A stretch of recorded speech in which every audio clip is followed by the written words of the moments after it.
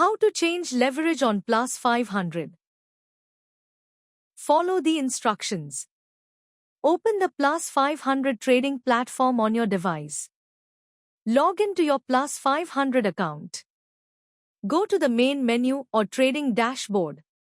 Search for the instrument you want to trade. Click on the instrument to open the trading window. Look at the instrument details to view the preset leverage. Understand that plus 500 sets fixed leverage based on the instrument type.